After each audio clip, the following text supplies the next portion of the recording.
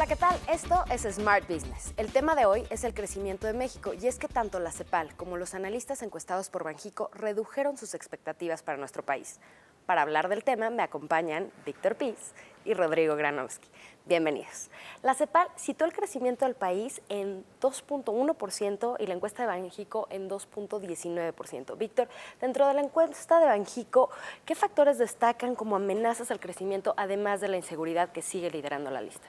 Bueno, Gaby, como dices, el principal elemento en este momento es la inseguridad, los problemas de inseguridad, pero bueno, también la incertidumbre que hay sobre la economía mundial por lo que se ha vivido en las jornadas recientes, por los altos precios del petróleo, por la caída de los precios del petróleo, por también la apreciación del dólar generalizada frente a otras monedas y eso le está afectando al peso. Pero hay un elemento muy importante que es la caída en la producción petrolera de México. La Secretaría de Hacienda estima que en este año el crecimiento se verá afectado en 0.4 puntos porcentuales por la menor producción. Cabe recordar que México había venido produciendo más o menos 2.5 millones de barriles diarios y este año, por primera vez en la historia, desde que hay cifras disponibles, México va a producir menos de 2.5 millones, alrededor de 2.4, quizás menos, y eso es un factor muy importante en este momento.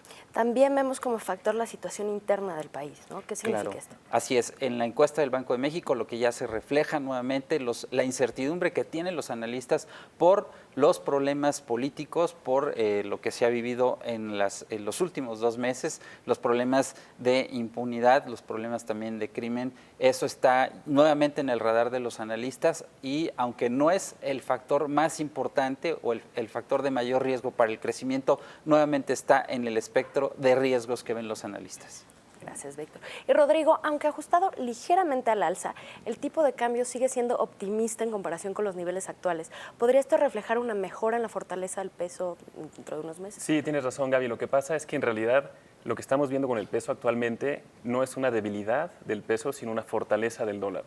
Los fundamentales de México son buenos y si tú comparas la depreciación que ha tenido el peso chileno, el real brasileño, ni qué hablar del peso argentino o el rublo, que ya son casos completamente fuera de toda proporción, realmente han tenido depreciaciones aún mayores que las del peso y con fundamentales peores a los de México.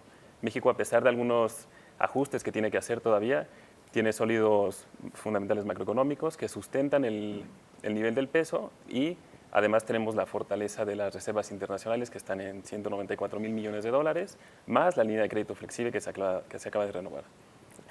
Víctor, además de los recortes para este y el siguiente año, vemos en la encuesta que la expectativa de crecimiento promedio para los próximos 10 años se encuentra en apenas 3.96%. ¿A qué se debe esto?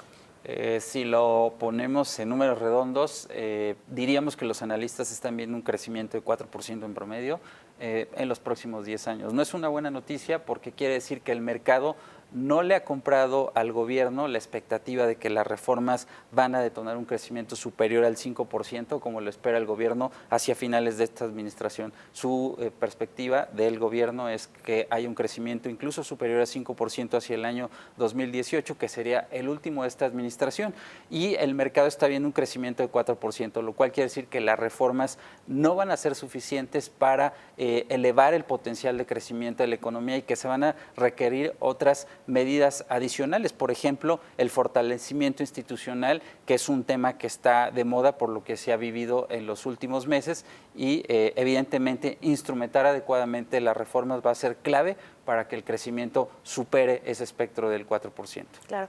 Rodrigo, ¿qué otros factores pueden impulsar el crecimiento? Bueno, Gaby, el tema con el crecimiento de México es el consumo privado. Te doy un dato.